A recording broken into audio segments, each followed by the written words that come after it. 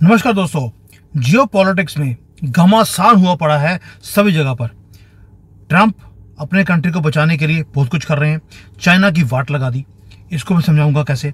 उधर से चाइना के अंदर भी वाट लगी पड़ी है, वहां पर मिलिट्री सड़कों पे आ गई है, वो क्या चक्कर है। इधर से इलॉन मस्क है, उसने पंगा ले लिया आर्टिफिशियल इंटेलिजेंस की वॉर के अंदर, और एक ऐसा घमासान है ऊपर से भारत के ऊपर टैरिफ लगने वाले हैं। ये बहुत कुछ है जो मैं करूंगा, और पुतिन को भी हैक कर लिया गया है। ये सारे मुद्दे हैं जो इंटर रिलेटेड भी हैं, और जो दुनिया में हो रहा है वो कमाल है। सबसे पहले बताऊंगा कि मैं बार बार बोल रहा हूं कि जो ट्रंप है उसका टारगेट नंबर 1 वो है चाइना। अब आप में से बुद्धिजीवी लोग, देखो सेकुलर हिंदू, वो एक न्यूज देख लेते हैं, दूसरी न्यूज को साथ में देखते नहीं है, इसलिए शायद भगवान ने मुझे इस काम के लिए भेजा है। सभी बोलने लग गए, ओ सर तुम बोल रहे हो चाइना आउट, वो तो चाइना इन हो रहा है। 6 लाख चाइनीज स्टूडेंट्स को वीजा देने की बातें हो रही हैं। बहुत बढ़िया, yes I agree with you. Donald Trump ने बोला है मैं 6 लाख चाइनीज स्टूडेंट्स को लेके आऊंगा। एक तरफ तो बोलते हैं कि चाइना की मैंने एंगड़ी निकालनी है, दूसरी तरफ बोल रहे हैं कि उनके वीजा दूंगा मैं। क्यों? उसका रीजन है, मार्को रूबियो ने कंफर्म कर दिया कि डोनाल्ड ट्रंप अगर वीजा देगा मैं रिवोक कर दूंगा, यानी कि पैसे लेंगे चाइना से, उनको वीजा देंगे, चाइनीज वहां पे फ्लाइट्स लेकर वहां पे पहुंचेंगे, उनके वीजा को कैंसिल करके उनको वापस भेजा जाएगा, और यहाँ पे फ्लाइटें भर भर के उनको वापस भेजा भी जा रहा है under the name of national security. यानी कि आपने अपनी यूनिवर्सिटी की फीस ले ली, इनसे अपने वीजा की फीस ले ली, फ्लाइटें चलवा ली, वहां पर आपके जो घर थे वहां पे जब उनको हॉस्टल में रहने पड़ेगा उसकी फीस जमा करवा दी, उसके बाद नेशनल सिक्योरिटी के अंदर इनको वापस भेजा जा रहा है। This is what is happening. Why? क्योंकि चाइनीज ने यही कुछ दुनिया के साथ किया। आज अमेरिका उसी की भाषा में वो जवाब देता जा रहा है। मैंने बड़ा डिटेल में वीडियो बनाया था कि किस तरह से अमेरिकन प्रेसिडेंट यानी कि अमेरिकन गवर्नमेंट अमेरिकन कंपनीज के अंदर अपना इक्विटी खरीद रही है उनको बचाने के लिए, वैसे ही जैसे चाइना अपने कंट्री में करता है।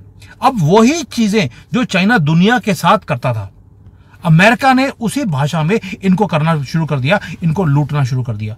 Please do not fall into the trap of this news कि जी 6 लाख लोगों को, भारतीयों को निकाला जा रहा है और चाइनीज को वापस बुलाया जा रहा है। वो बेवकूफ नहीं है डोनाल्ड ट्रंप कि कम्युनिस्ट को बुलाएगा। और पहले भी आपको याद होगा, उन्होंने इवन एम्बेसी के अंदर जो बच्चे छुप के बैठे हुए थे सैन फ्रांसिस्को के, उनको पकड़ के डिपोर्ट कर दिया था। आपको लगता है कि ये अब छोड़ देगा इनको? पॉसिबल ही नहीं है। अब मैं दूसरा एक और रीजन बताता हूं क्यों चाइना के पीछे पड़ा है। आपने बड़ी न्यूज सुनी होगी, एक कि भी टेंशन हो गई हैं बहुत ज्यादा। डोनाल्ड ट्रंप ने 3 वॉरशिप्स वो वेनेजुएला वाटर्स में खड़े कर दिए ताकि जो वहां का जो प्रेसिडेंट है निकोला मदुरो, उसको निकालना है। भाई क्यों निकालना है? वो कहते हैं जी ये जो आदमी है यहाँ पर ड्रग जो कार्टल्स हैं वो बैठे हुए हैं, और जो वेनेजुएला है उन्होंने अपने आप को बचाने के लिए अपनी मिलिट्री को और पुलिस को उन्होंने सड़कों पे भेज दिया, और जो कोलंबिया का बॉर्डर है वहां पे भेज दिया। चलिए ये तो बात सभी होगी। आपको लगेगा कि भाई वे भी वहां पे कार्टल होंगे। भाई उससे ज्यादा बड़े कार्टल तो कोलंबिया में और इवन मैक्सिको में है। अगर आपको ड्रग कार्टल से ही दिक्कत थी, ड्रग लॉर्ड से दिक्कत थी, तो आप वहां भेजते। आपने वेनेजुएला क्यों भेजा? उसका रीजन कुछ और है कि आपने बोल दिया $50 मिलियन की मैं वो देता हूं, सुपारी दे दी कि मुद्रो को कोई मारेगा मैं $50 मिलियन दूंगा उसको। क्यों? क्योंकि मुद्रो की दोस्ती सिर्फ एक ही कंट्री के साथ है, वो है चाइना। और चाइना वहां से तेल खरीदता है इलीगली, वैसे ही जैसे वो ईरान से खरीदता है। अमेरिका ने क्या किया, जब ईरान से इलीगल ट्रेड को बंद करना था, उसको जाके बॉम्ब कर दिया। निकला कुछ नहीं, लेकिन बॉम्बिंग कर दी। और वहां पर जो बॉम्बिंग भी है वो स्ट्रेटेजिक थी ईरान में, कि उनके जो ऑयल रिफाइनरीज का जो पूरा बैकबोन है उसको तोड़ना था। वो तोड़ा और खत्म कर दिया, नाम दे दिया न्यूक्लियर फैसिलिटीज को हमने डिस्ट्रॉय किया है। कुछ नहीं किया, सिर्फ उसकी इनकम सोर्स को बंद किया। वही चीज वेनेजुएला के साथ भी है, क्योंकि चाइना 2 कंट्रीज हैं जो बैंड हैं, जहां से आप तेल नहीं खरीद सकते, क्योंकि अमेरिका ने बोल दिया बैंड है तो बैंड होना चाहिए। वेनेजुएला और ईरान को ठुका दिया। अब वेनेजुएला का नंबर है। तभी बोल रहा हूं, जब आप डॉट्स को जोड़ते हैं आपको पता लगेगा कि भाई उसका टारगेट चाइनीज कम्युनिस्ट का जो प्रॉक्सीज हैं वो ईरान के अंदर हो, वो लैटिन अमेरिका के अंदर हो, उसको तोड़ना है। और मीडिया क्या दिखा रही है? मीडिया दिखा रही है कि जी मुद्रो जो है, मादुरो जो है वो उसके पीछे पड़े हैं। Not at all. और मीडिया ने एक और चीज दिखाई कि देखो मादुरो आए स्टेज के ऊपर, उन्होंने हुआवे का फोन निकाला अपनी स्पीच के अंदर और बोल दिया कि शी जिनपिंग ने मुझे ये गिफ्ट भेजा है। ओ भाई, एक मोबाइल फोन वो गिफ्ट है तो अब दिखा रहे दुनिया को। और ये कैमरा जो है हमारा मीडिया का, वो दिखा रहा है, वो देखिए चाइना, और इसकी जो चाइना इसको सपोर्ट कर रहा है मादुरो को। Yes, that is right. और इसीलिए उसको टारगेट भी किया जा रहा है। अब आते हैं इसके ऊपर कि जो चाइना, जो ट्रम्प कर रहा है, ट्रम्प कहता है कि मैं क्राइम के ऊपर क्रैकडाउन कर रहा हूं, एग्जीक्यूटिव ऑर्डर्स निकाल दिए, नेशनल सिक्योरिटी के अंदर वो सारे काम करता जा रहा है। और क्या बोल रहा हूं कि भी जो ये बेल मिलती है इन कार्टल्स को और को, ये नहीं मिलेगी। जो काम कर रहा है वो सही कर रहा है अपने कंट्री के लिए, कि अमेरिका फर्स्ट है। जितने भी ये जजेस हैं, बिके हुए जजेस अगर इंडिया में हैं, उससे ज्यादा बिके हुए अमेरिका के अंदर है। उसने जस्टिस डिपार्टमेंट को बोल दिया कि एक एक बंदे को आइडेंटिफाई करो, जो ये बंदे हैं जो ये बेल लेकर बाहर निकल जाते हैं, क्योंकि ये मुंह में पैसे डालते हैं जजेस के, इनको अब नहीं करने देना। और अगर ये पकड़ा गया कोई भी कार्टल का आदमी, बस टांगना पड़े टांग दो। दोस्तों, ये है जो काम डोनाल्ड ट्रंप कर रहे हैं अपने कंट्री में। दैट मीन्स कि जो नेशनल, जो हमारे ये दिखाया जा रहा है टीवी के ऊपर, वो और एक्चुअल रियलिटी में जमीन और आसमान का फर्क है। टारगेट कार्टल्स हैं, लेकिन टारगेट सबसे नंबर 1 है चाइना, दूसरा है कार्टल्स, तीसरा है लॉ एंड ऑर्डर को ठीक करना। जैसे भारत में लॉ एंड ऑर्डर को खराब करने के लिए राहुल गांधी और उसकी फैमिली है, वैसे ही अमेरिका में भी पप्पू बहुत है। अब आते हैं पुतिन के ऊपर। दूसरी न्यूज, पुतिन के लिए नाइटमेयर था जिस दिन ये यूक्रेन का इंडिपेंडेंस डे होता है। एक न्यूज आई, न्यूज ये थी कि जो यूक्रेन है उन्होंने हैक कर लिया जो रशिया के टीवी चैनल्स हैं। साइबर गुरिल्ला अटैक किया गया है। उसके अंदर किया गया कि 116 रशियन टेलीविजन जो स्टेशन थे साइमल्टेनियसली हैक किया 3 घंटे तक। जो पूरा का पूरा मॉस्को में, रशिया में मेजर सिटीज में जहां पर कंटेंट वॉच होता है, वहां पर क्या किया गया, वहां पर दिखाया गया कि रशिया कैसे युद्ध हार रहा है। 3-3.5 साल के बाद भी आपकी जो रशिया की कैजुअलिटीज हैं वो दिखाई गई, फ्यूल की शॉर्टेजेस हैं वो दिखाई गई, क्योंकि यूक्रेन ने रशिया के फ्यूल के जो भंडार थे उसके ऊपर टारगेटेड अटैक किया। और यूक्रेन किस तरह से अपनी कंट्री को डिफेंड करता जा रहा है वो दिखाया गया रशिया के लोगों को। ये छोटा मैसेज नहीं था। यानी कि अगर अमेरिका चाइना की हर जगह को हैक कर रहा है तो किसी ने रशिया को ही हैक कर लिया। और जो मैसेज था बड़ा ब्रूटल था। ब्रूटल यह था कि 3.5 साल में पुतिन इतना सा भी एक जो रीजन है वो पूरा का पूरा हड़प नहीं सका है। और यूक्रेन अगर जीत नहीं रहा तो हार भी नहीं रहा। ये जो ब्रीफ 3 घंटे की एक टारगेटेड वो थी, पुतिन का फेस वॉज रेड। यानी कि आपने पूरा का पूरा दिखा दिया, हम यूक्रेन छोटी सी कंट्री है, रशिया को हम कंट्रोल कर सकते हैं। यानी कि इन्होंने, रशिया ने बड़ी कोशिश करी कि उस फीड को काट दिया जाए। 3 घंटे तक वो नहीं कर पाए। मुझे लगता है कोई ना कोई भारती होगा जिसने ठीक किया होगा। यानी कि इंफॉर्मेशन वॉरफेयर अब चरम सीमा के ऊपर आ गया है दुनिया के अंदर। रशियन हिस्ट्री में कभी वैसा नहीं हुआ। रशिया खुद दुनिया को जाकर हैक करता है, आज रशिया ही हैक हो गया। इसलिए बोल रहा हूं, अगर वेनेजुएला को हैक करने की कोशिश की जा रही है डोनाल्ड ट्रंप की तरफ से, ये सारा है एक वॉरफेयर जिसके ऊपर काम चल रहा है। अब आते हैं चाइना के ऊपर। चाइना में भी क्राइसिस है। चाइना में आपने सुना होगा कि यहां पर एक प्रेपरेशन चल रही है। 3 सितंबर को यहां पे बहुत बड़ी परेड वो होने वाली है। वहां पर जो लोग हैं वो दुखी हैं कि भैया ये सड़कों पे आना मुश्किल हो गया, मिलिट्री सड़कों पे आई हुई है। तो वहां पर एक डिबेट शुरू हो गया। बीजिंग के अंदर बहुत बड़ी एक डिबेट है। मिलियंस ऑफ चाइनीज जो लोग हैं वो ओपनली बात कर रहे हैं। अभी मुद्दा क्या है? मुद्दा है कि एक आदमी है, उन्होंने बोल दिया, एक क्वेश्चन पूछा सिंपल, कि क्या सीसीपी वो कोलैप्स होने वाली है अगले 2 साल में? और पूरा जो सोशल मीडिया आपको मालूम है कंट्रोल्ड है, लेकिन 8 लाख से ज्यादा लोगों ने उस डिबेट के अंदर पार्ट लिया। ये पहली बार हो रहा है।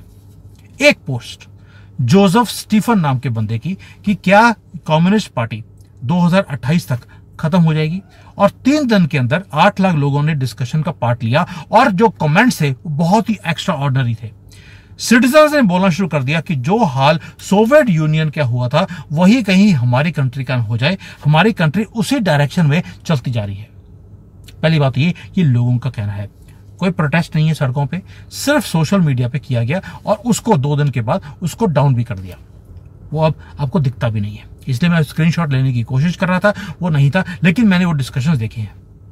अब ट्रूली रिमार्केबल क्या है भी, जो मिलियंस एंड मिलियंस ऑफ लोग हैं वो तो ऑनलाइन में फ्यूचर देख रहे हैं, पार्टी का फ्यूचर क्या है, लेकिन जो बीजिंग की स्ट्रीट्स हैं वहां पर ये प्रेपरेशन चल रही है। डिफरेंट स्टोरी है। वहां पर एक वॉर जोन बना दिया गया है। 15,000 से ज्यादा मिलिट्री के लोग वापस अब बाहर निकल गए हैं, बिकॉज चाइना इज एंटिसिपेटिंग कि अमेरिकन जो डोनाल्ड ट्रंप है वहां पे डीप स्टेट को यूज करके वो इस परेड के अंदर कोई ना कोई धांधली करने की कोशिश करेंगे। इसलिए पुलिस को सड़कों पर ले आए, एक परेड करनी सिर्फ अपनी स्ट्रेंथ दिखाने के लिए। उस स्ट्रेंथ को दिखाते दिखाते कहीं वो फेस के ऊपर कोई अटैक ना आ जाए, तो वहां पे पुलिस के डॉग्स हैं, वहां पे गार्ड्स हैं, वहां पे इवन की सबवे के अंदर नीचे सड़कों के नीचे जाने के लिए वहां पर हर चीज को स्कैन किया जा रहा है। अगर कोई पार्सल कंपनी आती है उस पार्सल को भी अलाउ नहीं किया जाता। हर जगह पे आपको आर्मी दिखती है। सड़कों पे जाना बीजिंग के अंदर वो मुश्किल हो गया है, वॉर जोन बन चुका है पूरा का पूरा। और ये जो गवर्नमेंट है, government is trying to save their face कि कहीं कोई छोटी सी भी वो हरकत ना हो जाए। दोस्तों, उन्हें लगता है कि कहीं कोई तिब्बत के लोग ना आ जाए, वहां पे कोई बैनर ना लगा दें, कहीं शी जिनपिंग को गालियां ना कोई निकाल दे, और दे आर एंटिसिपेटिंग कि ये डीप स्टेट ये काम करवाएगा यहाँ के लोगों को एम्प्लॉय करके। और आपको मालूम है कि वहां पर 1 मिलियन यानी कि 10 लाख से ज्यादा वॉलंटियर्स को वहां पे खड़ा किया गया है कि अगर आप कहीं भी देखते हैं 10 लाख लोग एक बीजिंग के अंदर, कि अगर कहीं भी आपको गंदा सा पोस्टर दिखा हो, कहीं को ग्रेफिटी किया हो, किसी ने कर दिया हो, आप इमीडिएटली इन्फॉर्म करो। और वो बंदा जो है अगर पकड़ा गया तो उसकी किडनियां निकल जाएंगी। खर्चा जो चाइना कर रहा है एक दिन की 2-3 घंटे की परेड के ऊपर 5 बिलियन से ज्यादा तो खर्चा है सिर्फ एक सिंगल परेड के ऊपर। तो आप समझ सकते हैं कि कॉन्ट्रास्ट कितना है। जो सोशल मीडिया के ऊपर लोग बोल रहे हैं वो तो ये क्वेश्चन कर रहे हैं कि क्या सीसीपी की गवर्नमेंट अगले 2 साल में गिर जाएगी, और जो गवर्नमेंट है वो क्या कर रही है, वो ताकि ये दिखाएं कि हम गिरने वाले नहीं हैं, वो अपना वहां पर अपना ही खेल खेल रहे हैं। तो ये हो गया सारा चाइना, रशिया, अमेरिका जो बताना था। अब आते हैं आर्टिफिशियल इंटेलिजेंस वॉर के ऊपर। इलॉन मस्क ने डिक्लेयर कर दिया कि भाई जो war on Apple and open AI, उसकी जो कंपनी है XAI और X, उन्होंने फाइल कर दिया एक मैसिव लॉ सूट, और उन्होंने एक्यूज किया दोनों कंपनी को कि ये एंटी कंपैरेटिव कॉन्स्पिरेसी कर रहे हैं, दोनों मिलकर ये सारे कंपटीशन को खत्म करते जा रहे हैं। मस्क ने तो यहां तक एलेज कर दिया कि जो एप्पल है वो डेलिबरेटली सप्रेस कर रहा है AI कंपैरेटर्स को, जैसे कि ग्रॉक है इसका, उसको वो सप्रेस कर रहा है। ऐप स्टोर के अंदर जो रैंकिंग्स हैं वो चैट GPT की ज्यादा है, X की कम है। यानी कि एप्पल और चैट GPT मिलकर ये काम कर रहे हैं। तो ये लॉ सूट जो है $50 बिलियन का उसने किया है। उसने साथ में ये भी क्लेम किया कि इससे क्या होता है कि एक जो इम्पॉसिबल मोनोपोली है आर्टिफिशियल इंटेलिजेंस की, वो क्रिएट की जा रही है ओपन AI के लिए, और बाकी सबको दबाया जा रहा है। यहां पर ये क्यों हो रहा है? क्योंकि ये भी एक इंफॉर्मेशन वॉरफेयर का जमाना है। उसके अंदर चैट GPT भी इंफॉर्मेशन वॉरफेयर का पूरा साथ देता है, लिब्रांडुओं का। ये प्लेटफॉर्म उन्हीं का बनाया हुआ है। मैं पहले बोला आपको, वेनेजुएला हो, रशिया हो, वो चाइना हो, कहीं भी हो, वो सारा का सारा ये जो काम है ये सारा नरेशन को कंट्रोल करने के लिए है। इसलिए इलॉन मस्क जो कि राइट विंगर है, उन्होंने लेफ्ट विंगर के ऊपर केस कर दिया $50 बिलियन का। और जो सैम ऑल्टमैन है, वही ओपन AI का CEO, उसने भी फायर बैक किया। उसने बोल दिया कि यार ये जो लॉ सूट है ये सरप्राइजिंग है, लेकिन जो इलॉन मस्क की हिस्ट्री है वो हमेशा मैनिपुलेशन करता है हर चीज के लिए। X के ऊपर ये भी मैनिपुलेशन करता है सिर्फ अपने बिजनेस को एडवांटेज देने के लिए। इसलिए हमें घबराने की जरूरत नहीं है। इमरान खान ने बोला था घबराना नहीं, तो सैम ऑल्टमैन ने भी बोल दिया घबराना नहीं, क्योंकि वो भी, इमरान खान भी लिब्रांडू था, ये भी लिब्रांडू है, तो इनको भाषा भी सेम होती है। तो ये जो सारा कुछ हो रहा है ये है इंफॉर्मेशन वॉरफेयर को कंट्रोल करने का जमाना। इसलिए इनकी बड़े बिग बॉयज की भी लड़ाई हो रही है। बिग बॉयज बोल रहा हूँ, चाइना की अमेरिका के साथ वेनेजुएला में लड़ाई हो रही है, रशिया की यूक्रेन के साथ अब टीवी पे वॉर हो रहा है। सब कुछ हैक हो गया, यानी कि यूक्रेन ने दिखा दिया उनकी कैपेबिलिटी क्या है। बीजिंग में सड़कों के ऊपर सिर्फ इसलिए कि कहीं इंफॉर्मेशन वॉरफेयर इनके घर में ना आ जाए, इन्होंने 10 लाख से ज्यादा लोगों को वहां पे खड़ा कर दिया, plus army, plus military, plus police, plus watch dogs, सिर्फ इसलिए कि वहां पर कोई बैनर ना लग जाए, वो 2 घंटे के लिए it should be a perfect scene to the world कि चाइना कितना स्ट्रांग है। एक नरेशन, वही इंफॉर्मेशन वॉरफेयर। यानी कि जो मैंने आपको 4-5 न्यूज बताई, मुझे दिल पे हाथ रख के बताना इनमें से कितनी न्यूज आपको पता थी। ये 5 न्यूज मैंने दी आपको। क्या इंडियन मीडिया इन चीजों को कवर कर रहा है? Not at all. और दोस्तों, ये जो हो रहा है अनप्रेसिडेंटेड चैलेंजेस है। ये जो पावर स्ट्रक्चर्स हैं वर्ल्ड के, वो नए पावर स्ट्रक्चर्स वो बनने की कगार के ऊपर हैं। बीजिंग के अंदर जो सिक्योरिटी लॉकडाउन है और जो सिटीजन्स का अनरेस्ट है, वो दोनों ऑपोजिट है। इंफॉर्मेशन वॉरफेयर वो पुतिन के रिजीम को हिलाने की कोशिश कर रहे हैं। Trump aggressive domestic and foreign policy के अंदर वो चलता जा रहा है। और कॉर्पोरेट एआई की बैटल्स वो रीशेप करेंगे टेक्नोलॉजी के वॉर को, इंफॉर्मेशन के कंट्रोल को। ये जो सारी स्टोरीज हैं, इनका सबका एक कॉमन थ्रेड है कि ओल्ड ऑर्डर अंडर प्रेशर है और वो अब आगे जाकर नहीं चल सकता। ये जो अथॉरिटेरियन रिजीम्स हैं, ये टेक मोनोपोलीज हैं, ये फेल्ड क्रिमिनल पब्लिक जो ये जस्टिस डिपार्टमेंट है, ये सब कुछ चेंज हो रहा है और चेंज बहुत तेजी से हो रहा है। और ये क्वेश्चन ये नहीं है कि ये सिस्टम चेंज होगा कि नहीं होगा, it is how quickly it will change. और उसके बाद जो नया सिस्टम आएगा वो कैसा होगा। और मेरी अपनी प्रेडिक्शन है या बोल लीजिए एनालिसिस है, ये आगे जाकर वैदिक अर्थशास्त्र जो है ना, उसी के हिसाब से ये सारी चीजें चलने वाली हैं। क्योंकि जो वेस्टर्न वर्ल्ड का ये टूटा फूटा सिस्टम, इसने सिर्फ प्रॉब्लम्स क्रिएट करे, इसने सिर्फ क्योस क्रिएट किया। वर्ल्ड ऑर्डर नहीं था, ये वर्ल्ड क्योस था। और आज जो हम देख रहे हैं, जो ये 5 चीजें देखी हैं, ये उसी तरफ हम चलते जा रहे हैं कि वर्ल्ड क्योस को खत्म कर वर्ल्ड ऑर्डर क्रिएट किया जाए। और वैदिक अर्थशास्त्र ही एक आंसर है। मुसलमानों का ऑर्डर तो देख लिया आपने, वो हो नहीं सकता। कम्युनिस्ट चल नहीं सकते और वेस्टर्न वर्ल्ड का जो डेमोक्रेसी का सिस्टम है वो भी चल नहीं सकता। इसलिए बोल रहा हूं, this is what real news is. और इसलिए हमने रिसर्च की टीम बनानी शुरू कर दी है। 15 से ज्यादा लोग ऑलरेडी टीम के मेंबर बनने की कगार पे हैं। हमने कोर्स शुरू किया है कि कैसे आप ये सारे डॉट्स को जोड़ सकते हैं, कैसे रिसर्च कर सकते हैं, कैसे आप अपने दिमाग को बिल्कुल क्लियर कर सकते हैं कि एक्चुअल में क्या हो रहा है। If you really want to become part of it, मेरी वो वीडियो देख लेना, 4-5 दिन पहले था कि please join us, become part of this team, we are creating a revolution. मैं कोई ये क्लेम नहीं करता हूं मैं जी पाकिस्तान के जो थिंक टैंक है उसके अंदर मैं एंटर करने की कोशिश कर रहा हूं, मैं व्हाइट हाउस में एंटर करने की कोशिश कर रहा हूं, मुझे इसके लिए QR कोड है, मुझे पैसे दीजिए ताकि मैं एंटर कर सकूं। मैं कोई ऐसी बेवकूफी वाली बात ना मैं सोच सकता हूं ना करूंगा। Pure clean analysis of what is happening and join the dots and present it to you. It happens like this और नॉट। जियोपॉलिटिक्स है, हर एक की अपनी अपनी एनालिसिस है। It might come, it might not come, but बात समझ आती है कि चाइना टारगेट में है, भारत टारगेट पे नहीं है। भारत को टारगेट कर आपने चाइना और भारत को इकट्ठे कर दिया। इससे बड़ी जियोपॉलिटिकल मूव नहीं हो सकती थी। थैंक यू, जय हिंद, वंदे मातरम।